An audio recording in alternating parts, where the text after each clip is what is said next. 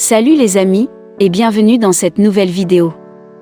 Et pour les nouveaux sur cette chaîne, abonnez-vous, si vous adorez les histoires incroyables, touchantes, insolites et magiques du monde.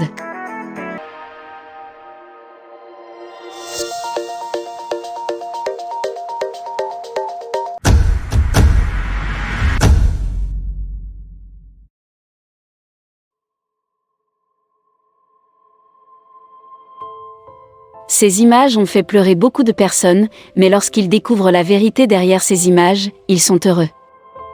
En fin de semaine dernière, une image a suscité une gigantesque émotion à travers le monde. Sur cette photo, un enfant dormait à même le sol, entre ce qui semblait être deux tombes. La scène, pensait-on, se déroulait en Syrie. Les tombes étaient celles de sa mère et de son père. En quelques heures, l'image a été massivement diffusée comme rarement sur les réseaux sociaux, principalement Twitter et Facebook, puis reprise dans les plus grands titres de la presse internationale. Pourtant, si les orphelins qui pleurent leurs parents sont courants en Syrie, il s'agit là d'une mise en scène, le petit garçon n'est pas orphelin et ne dort pas. Le neveu du photographe, auteur du cliché, l'enfant s'est installé entre deux tas de pierres. L'image a été prise en Arabie Saoudite et non en Syrie. Sur Twitter et sur son compte Instagram, Abdulaziz Al-Otebi, le photographe saoudien de 25 ans, publie plusieurs autres clichés pour prouver qu'il s'agit bien d'une œuvre artistique. Non sans ajouter un hashtag qui résume sa colère, dans lequel il accuse un jeune Américain de lui avoir volé sa photo et d'en avoir détourné le sens. Interviewé par le journaliste Harald Doornbo, qui publie l'échange sur son blog, Abdulaziz Al-Otebi explique que la photo qui fit le buzz a été publiée début janvier sur Facebook avec suffisamment d'explications pour qu'il n'y ait aucune ambiguïté. J'ai également publié les coulisses du projet. Je voulais être sûr que les internautes ne tireraient pas des conclusions erronées, confie le photographe, qui explique que par cette œuvre il voulait montrer combien l'amour filial est irremplaçable. Les tombes n'étaient pas des tombes mais des tas de pierres, l'orphelin n'était pas un orphelin mais le neveu du photographe, et l'image elle-même a en fait été prise en Arabie Saoudite. Ces images à la base ont été réalisées pour atténuer les cœurs des populations qui sont en guerre, à l'instar des Syriens. Que pensez-vous de l'action du photographe ? Maintenant que vous avez été heureux de découvrir que ces images étaient justes pour apaiser les cœurs des populations du monde, voici maintenant l'histoire émouvante du jour. Une maman emmène ses fils sur la tombe de papa, ils le sentent là-bas, font une sieste sur la tombe avant le dernier câlin. Ils l'ont senti là, et lui ont donné un dernier câlin d'adieu. C'est incroyablement difficile de perdre un conjoint. Mais c'est encore plus difficile quand on a des enfants et qu'on doit expliquer pourquoi leur parent n'est plus là.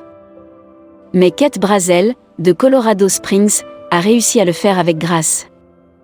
Kate a perdu son mari de 37 ans, le sergent-chef, Alfred Fred Brazel, d'un cancer du rectum de stade 4 en juillet. Expliquer la perte à ses fils de 8 et 5 ans, Mason et Milan, n'a pas été facile, mais elle a réussi à le faire de manière à ce qu'ils puissent mieux la comprendre. Je leur dis, nous sommes ici en tant qu'outil pour Dieu. Dieu savait que papa était une personne très forte, et il y avait certaines personnes que Dieu ne pouvait pas atteindre à moins qu'il n'utilise papa comme un outil, a déclaré la jeune femme de 29 ans, à ABC News. C'est ainsi que nous avons fait avec, et comment nous l'avons justifié. C'est ce que nous croyons. Kate dit qu'elle et sa famille n'ont pas considéré la mort de Fred comme une chose triste, et que ces garçons n'ont pas pleuré une seule fois sur la mort de leur père. C'était l'attitude et la mentalité que nous avions tout au long de la bataille. En tant que famille, nous avons vécu et continuons de vivre pleinement la vie à chaque instant, a-t-elle déclaré aujourd'hui. Nous ne les protégeons pas des choses d'adultes. C'était leur père et ils faisaient partie du combat. Nous avons toujours été très ouverts avec eux, et à cause de cela, je pense qu'ils ont géré tout le voyage de manière incroyable. Elle a récemment amené ses fils visiter la pierre tombale de leur père pour la première fois au cimetière national d'Arlington, où les plus belles photos des enfants ont été prises. Les garçons ont sorti une couverture et se sont allongés devant la tombe, avec Milan faisant une sieste, et Mason disant une prière devant la pierre tombale. Ils sont beaucoup plus forts que moi, dit-elle des garçons. Ce sont juste des enfants vraiment remarquables, dit Kate.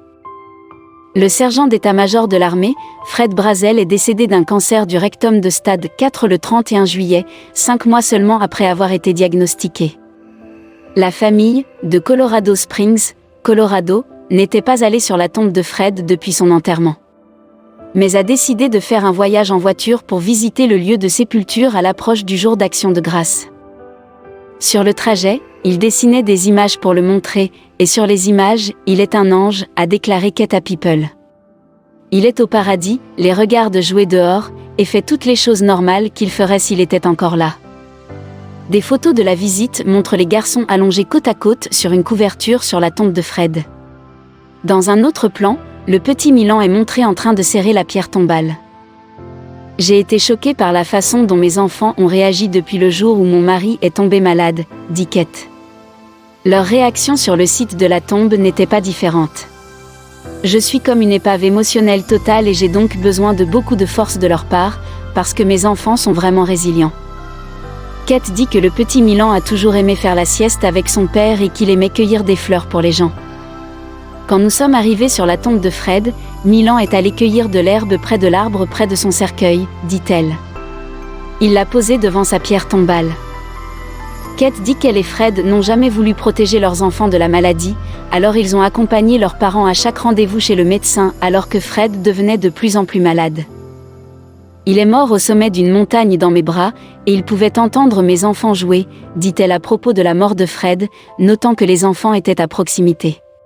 Je me sentais fière pendant que nous étions là-bas, a déclaré Kate. Évidemment, c'était triste parce que les garçons parlent à leur père, et il ne peut pas répondre, mais vraiment je suis fière parce que tout au long du combat, notre objectif était d'être réaliste avec les garçons sans perdre leur innocence en tant qu'enfants. Nous avons apporté une couverture. Milan a dit qu'il avait l'impression de sentir son père et qu'il voulait faire une sieste avec lui, a déclaré Kate à ABC News. Il est allongé là en train de faire une sieste avec son père, et Mason est à côté de lui en train de prier.